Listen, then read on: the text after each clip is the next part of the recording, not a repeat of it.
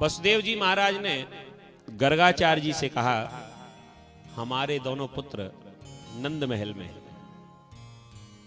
और नामकरण करना आप ही की जिम्मेदारी है, लेकिन मैं आपसे निवेदन करता हूं महाराज, चुपचाप जाकर उन दोनों पुत्रों का नामकरण कराना। नंद बाबा को बहाने से समझा देना कि कोई उत्सव ना करे, क्योंकि भारी उत्सव होगा, कंस को कहीं पता चल गया कि दोनों लाला के नाम गर्गाचार्य जी ने रखे हैं, तो कंस को यह पता चल जाएगा कि नंद के छोरा ना ये वसुदेव के। गर्गाचार्य जी घूमते घामते पहुंच गए नंद महल की ओर। नंद बाबा ने स्वागत किया।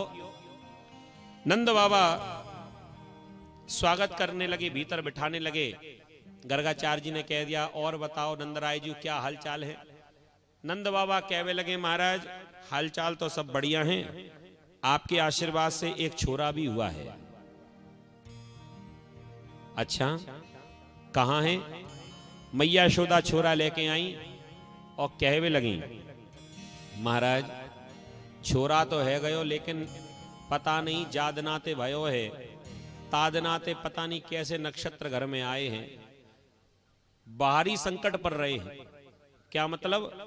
कह दिया, एक दिन तो या को एक राक्षसी उठाए के ले गई, एक दिना की बात ये गाड़ी के नीचे दब गयो, एक दिना की बात ये हवा में उड़ गयो।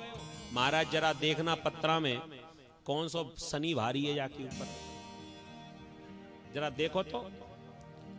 अब गर्गाचार्य जी बहाना बनाने लगे, ये बताओ इसका नाम क्या है। मैया कहवे लगी, नाम तो कछु धरो ना, अभी तो हम ऐसे ही कनुआ कनुआ के। कह दिया, ऐसे नहीं, या को नामकरण तो करना पड़ेगा, तो महाराज नामकरण कर दो। नंद बाबा कहने लगे, अरे बहुत अच्छी बात है, आप जैसा विद्वान हमारे लाला को नाम रखेगा तो बहुत अच्छा होगा। एक काम करता हूं, मैं एक उत्सव की तैयारी करता हूं। गर्गाचार्य जी ने कह दिया, बिल्कुल मत करना, अगर उत्सव मनाया तो फिर हम नाम नहीं रखेंगे। क्यों महाराज? कह दिया, इसलिए क्योंकि हम यदुवंश के पुरोहित हैं, अगर हमने किसी और के यहां जाकर यह कार्य किया तो कंस नाराज हो जाएगा, जानते हो ना उसका कैसा स्वभाव है। अगर नामकरण हमसे कराना चाहते हो तो किसी को पता नहीं लगना चाहिए। नंद बाबा समझ गए, ठीक है, हमें क्या लेना देना। तो कहां करोगे महाराज? कह दिया, महल में नहीं करेंगे, नहीं तो पता लग जाएगा। एक काम करो, मैं बीच एक खिरक में जा रहा हूं, अपने पुत्र को लेकर वहीं आ जाओ, मैं चुपचाप वहीं नाम रख दूंगा। मैया यशोदा अपने पुत्र को लेकर जाने लगी, तब तक ध्यान आया कि रोहिणी को भी पुत्र हुआ है, इसका भी नामकरण संग में हो जाए। सो मैया रोहिणी से भी कह दिया कि तुम भी अपने लाला को लेकर आ जाओ। दोनों मैया अपने अपने छोरा को लेकर पहुंची और गर्गाचार्य जी ने नामकरण करना शुरू किया। पहले बड़े की बारी। अयम ही रोहिणी पुत्रो रमयन् सुहृदो गुणी आख्यास्यते रामिति बलादिक्यात् बलं विदुः। अयम ही रोहिणी पुत्रो, ये जो रोहिणी का पुत्र है, रमयन् सुहृदो गुणी, सबके हृदय में रमण करने वाला होगा, इसलिए आख्यास्यते रामिति, इनका नाम होगा राम। लेकिन पूरा नाम बल की अधिकता के कारण बलादिक्यात् बलम विदु, नाम तो है राम, लेकिन बल की विशेषता होने के कारण इनका नाम हो जाएगा बल राम। एक गर्भ से खींचकर दूसरे गर्भ में पहुंचाए गए हैं, इसलिए इनका नाम शंकरषण भी होगा। बड़ी विचित्र कथाएं जी। एक मां के दो बालक हो जाएं, कोई अचंबा तो नहीं है। जुड़वा भी हो जाते हैं तो भी कोई अचंबा नहीं है। लेकिन आपने कभी ऐसा सुना है कि एक मां की जुड़वा दो मां हो? और हमारे शास्त्रों में ये भी कथाएं हैं, एक मां के दो जुड़वा बेटा हो जाए, बेटी हो जाए, ये तो आजकल बहुत हो रहे हैं। लेकिन एक ही बालक की दो मां हो, कि विज्ञान कितना भी आगे बढ़ जाए, लेकिन पहले के समय में जो हमारे यहां विज्ञान था उससे आगे नहीं हो सकता। आप विचार करके देखो, बलराम जी की दो मां थी, और ऐसी नहीं केवल मानने वाली नहीं, सगी मां दो थी।